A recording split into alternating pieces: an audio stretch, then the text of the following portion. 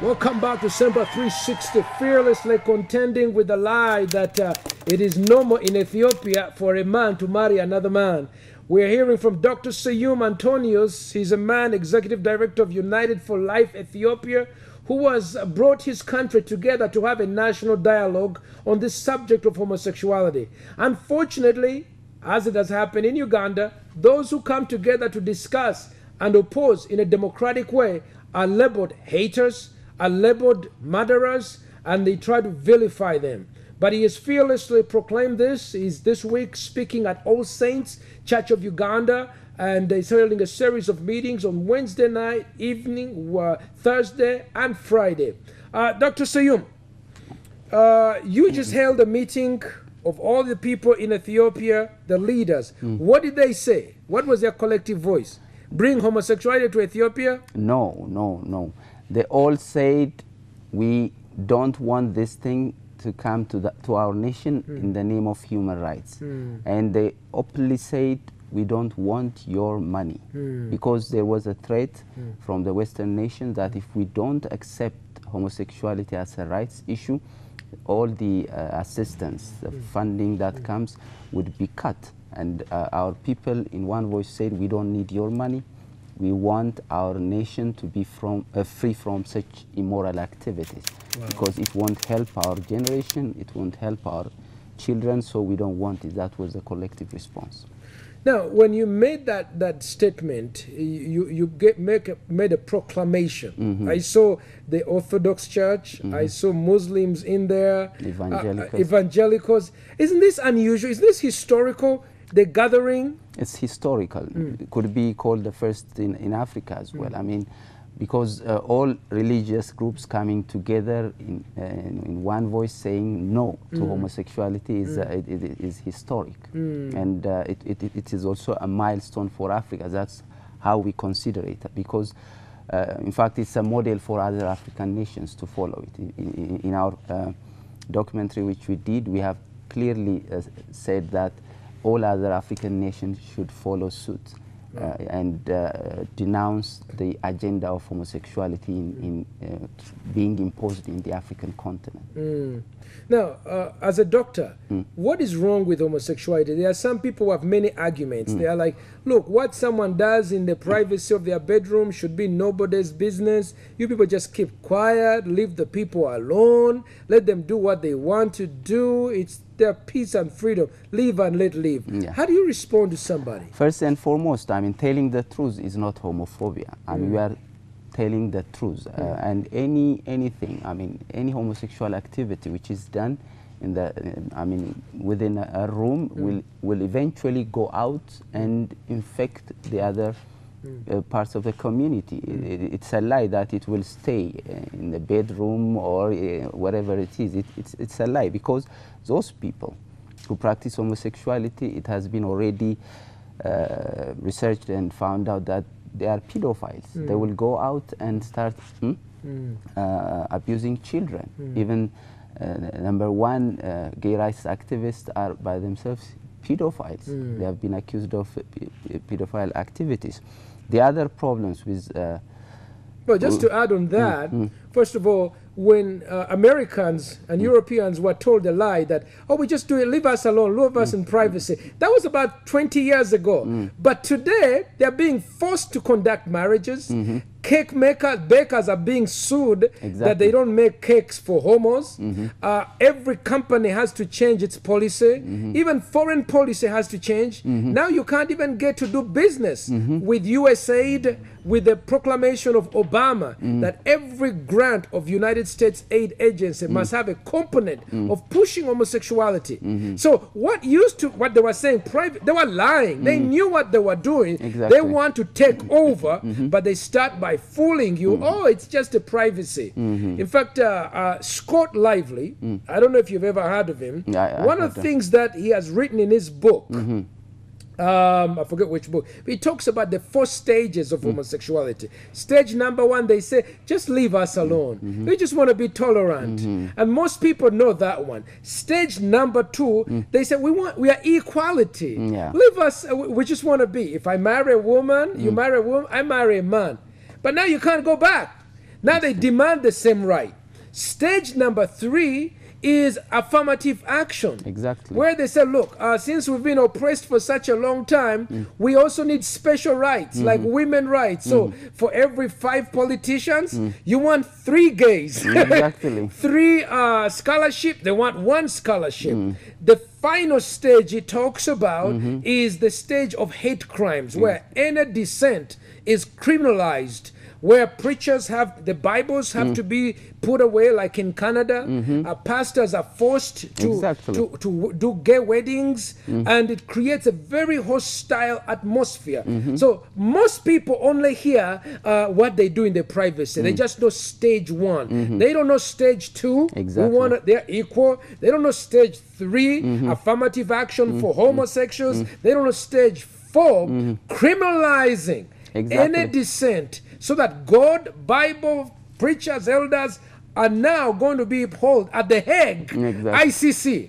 In fact, is that something that you guys are aware of in Ethiopia? Exactly. In fact, the whole agenda of homosexuality is criminalizing Christianity. We have to know that, because these 2 things cannot go together. There's irreconcilable differences. Exactly. So they want Christianity to be criminalized, wherever it is. So, or recreate a Bible free, because they got now a new gay Bible, a new homosexual, where there is the scriptures have been pulled out. Exactly. They have a new version which they call the Queen James version. Queen James version. Not King James version. Not King James. This is terrible. They consider King James as a bisexual, and they say he had a female side of him. So they say we have to, as a legacy for him, they said we need to call this version. So you see this as an irreconcilable difference of a clash between Christianity and homosexuality. So we need to learn from the mistakes of the Western Church. What do you think we can learn from their mistakes? Because they kept quiet. They thought when homosexuality was at stage 1, they thought this is something simple. Yes, just leave them alone. Leave them alone. We shouldn't have do anything against them, because it won't do any harm to us. They said that. But now what has happened? They have reached already stage 4 in the Western nations. If you speak anything, even in the pulpit, you'll be sued. But now we Africans need to learn from their mistakes. In fact, they are now telling us, learn from our mistakes. We were quiet. Yeah, but they need to write a book called "I Was Wrong." Yeah, sure. So it's time for Africa to wake up. I mean, if we don't learn from their mistakes, in fact, we are worse. I mean, that's what I believe. So I have to say something. When Barack Obama and Hillary Clinton was at human rights conference in, I don't know, what was it? Was it Geneva? Geneva. And she said, homosexual rights are human rights. And if you have a religion or a culture that opposes, you just have to get over it. Yeah. So she just declared Christianity, African culture, Ethiopian culture, we are all criminals. Exactly. I mean, human... she said it's not only a human rights issue, it's a natural phenomenon, which is totally wrong. Their own researchers, known researchers in the US, have proved beyond reasonable doubt that homosexuality is the most unnatural thing on earth.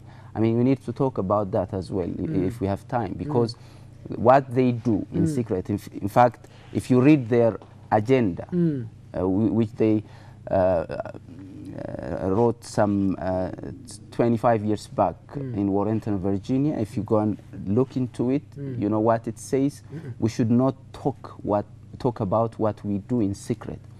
If we talk about it in public, it's like handing a stick to our opponents with which they will beat us. So they don't want us to know what they do in secret, because they know for themselves that what they do in secret is not acceptable by the society and will definitely affect the society as well, both in so they physically. they never discuss what homosexuals do. Exactly. So they always discuss some kind of fraudulent status, gay, Yeah, exactly. LGBT. Exactly. And we don't, I mean, sometimes you want LGBT, is that a Mercedes? Is that is that a vehicle? Is that a Toyota version? Well, we don't even know. No. It's all couched in these technical languages. Yeah, yeah.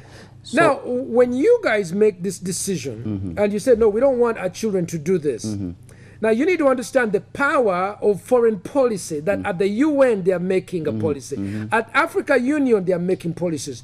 Uganda came up with a law against homosexuality. I don't know if you heard about it. We came up with a law against it. Exactly. And they put so much pressure on us that even our courts were overrun. Exactly. Our houses of legislature were overrun. I know. What have you done to codify your position as the people of Ethiopia in terms of your democratic rights, saying that this is who we are, these are our aspirations? What have you done? Already, homosexuality is a criminal act in the penal code in Ethiopia. It's already there.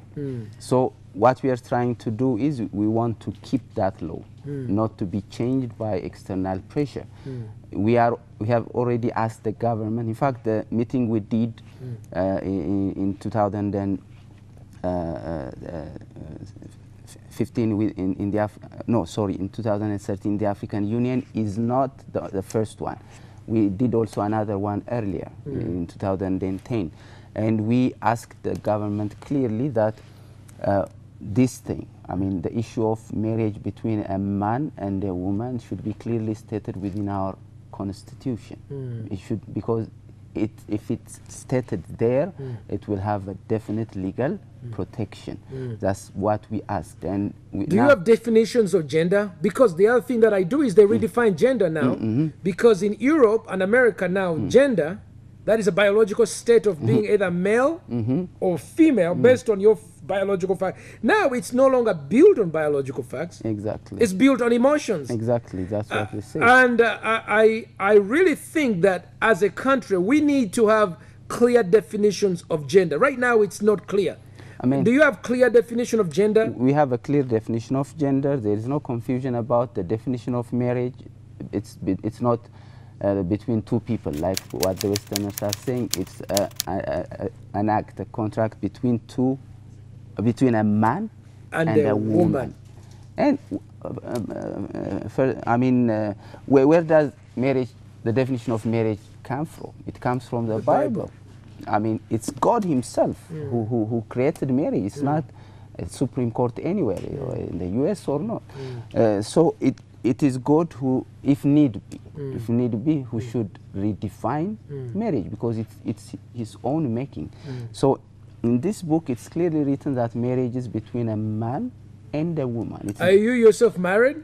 Yeah, I'm married to a woman? To a woman and have 3 daughters. All right, listen, we're going to take a quick break. You're on Sempa 360. We're getting the view from just our neighbors up in Ethiopia. I know we clashed in Sudan. I'll ask him a little bit about that. We were having a showdown, Uganda, Sudan. But really now, we all seem to be united. It's not Masha or Salva Kiir. We all seem to be united on one issue.